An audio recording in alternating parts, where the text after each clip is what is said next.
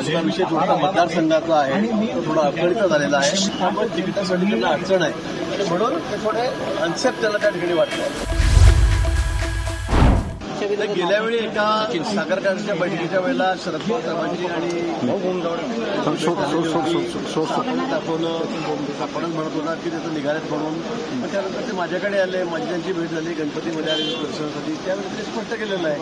आता आज काय नवीन तुम्ही सांगतात मला माहिती, आपण आज सकाळून सोबत कार्यक्रमामध्ये आहोत. मी माहिती घेतो, त्यांच्याशी बोलतो. मला अजूनही खात्री आहे की ते सुनील पाटील पक्ष सोडून जाणार नाही. पुन्हा घेतली भाऊ त्यांनी भेट आज शरद पवारांची पुन्हा माहिती घेतो. मी माहिती काही नाराजी का भाऊ भाजप विरोधात त्यांच्या मनामध्ये काही, कारण मागे ते फडणवीसांबद्दल नाराजी व्यक्त केली तुम्ही. फडणवीस साहेबांबद्दल विषय नाहीये, त्याचा विषय थोडा मतदारसंघाचा आहे, तो थोडा अडचणीचा झालेला आहे. मामा जे आमदार आहेत अजित पवार साहेब जे आहेत त्यांच्या गटाचे आहेत, अजितदारांच्या गटाचे आहेत. त्यामुळे तिकिटासाठी त्यांना अडचण आहे. म्हणजे आतापर्यंत इंदापूरमधून तेच लढत होते. पण आता ज्यांच्या विरोधात लढत होते ते विरोधात आहे, तेच आमच्या पक्षाचे म्हणजे युतीमध्ये आमदार तिकीट संधी मिळेल असं त्याला वाटतंय आणि म्हणून ते थोडे अनसेफ त्याला त्या ठिकाणी वाटतंय. म्हणून त्यावेळेला बोलले असते. बदलापूर नंतर पुण्यात पुन्हा अत्याचार झाल्याचं प्रकरण समोर आलेलं आहे. बदलापूर नंतर पुण्यात पुन्हा अत्याचार झाल्याचं प्रकरण समोर आलेलं आहे. भाऊ, नितेश राणेंच्या विरोधात जळगाव न्यायालयामध्ये एक खटला दाखल करण्यात आलेला आहे, फौजदारी खटला. मुस्लिमांच्या बाबत आक्षेपार्ह वक्तव्याच्या संदर्भात त्यांच्यावरती दाखल केला आहे. असेल आता महाराजांच्या विरोधात केला गेला खटले तर कुठे दाखल करता येतात, त्यामुळे पवार संजय गायकवाडांनी म्हटलंय आज की भाजपने 140 जागा लढल्या तर त्यांची 100 जागा येऊ शकतात. मात्र आम्ही 100 जागा लढल्या तर आमच्या 80 जागा येतील. भाजप जास्त जागा लढेल तर आम्ही पण कमी जागा लढणार नाही असं संजय गायकवाडांनी म्हटलं आहे. गायकवाड म्हणताय तर त्यांना आता मी त्याच्यावर काय बोलावं. गायकवाड साहेब नेहमी बोलतच असतात, सध्या रोज बोलतात म्हणून. पण शेवटी हा निर्णय सगळा पक्ष शेट्टींचा आहे. तिघे नेते मिळून त्या ठिकाणी निर्णय करतील. मला वाटतं आमदार बाबतीत बोललेलं बरं की कुठं आपण पाहिले पाहिजे.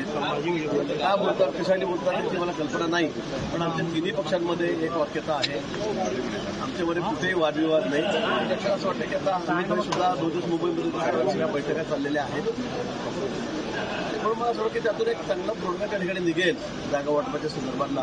ते लवकरच आपल्या समोर येईल. निलेश राणे शिवसेनेमधून निवडणूक लढवणार असं बोललं जात आहे. उदय सामंत साहेबांनी सांगितलं की आम्ही त्यांच्या पाठीची पूर्ण शिवसेनेची ताकद उभी करू. निलेश राणे मला या बाबतीमध्ये कल्पना नाही. मी आपल्या चॅनलच्या माध्यमातूनच ते बघितलंय. माझी त्यांची काही भेट नाही किंवा बोलणंही झालेलं नाही. पण उदय सामान्य स्वागत करतात. आता आम्ही सगळे तिन्ही एकच बघतो की जागेची ऍडजस्टमेंट असेल, आपण इकडे तिकडे जात असेल, मला वाटतं की अडचण नसावी त्या बाबतीत. संभाजी भिडेंनी एक बेताल वक्तव्य केलेलं आहे त्यावर जागा वाटप मला असं वाटतं की आता अंतिम टप्प्यामध्ये आहे. आपण बघता गेल्या 2 दिवस आमचे नेते माननीय अमित भाई मुंबईमध्ये होते आणि ते स्वतः सर्व नेत्यांची महायुतीच्या बोलतायत, अजितदारांची बोलतायत, शिंदे साहेबांची त्या ठिकाणी ते बोलतायत. असं वाटतं की लवकरच हा प्रश्न संपेल आणि वेळ सुद्धा कमी आहे. आजच्या 7-8 दिवसामध्ये 10 तारखेपर्यंत ठेवायला लागू शकते. त्यामुळे यादी पण लवकर समोर येईल. तो संभाजी भिडेंनी एक वादग्रस्त वक्तव्य केलेलं आहे आज. त्याची संपूर्ण महाराष्ट्रामध्ये चर्चा होते. त्यांनी म्हटलंय की बेशर्म लोकांचा समाज म्हणजे हिंदुस्थान असं त्यांनी म्हटलेलं आहे. बेशर्म लोकांचा समाज म्हणजे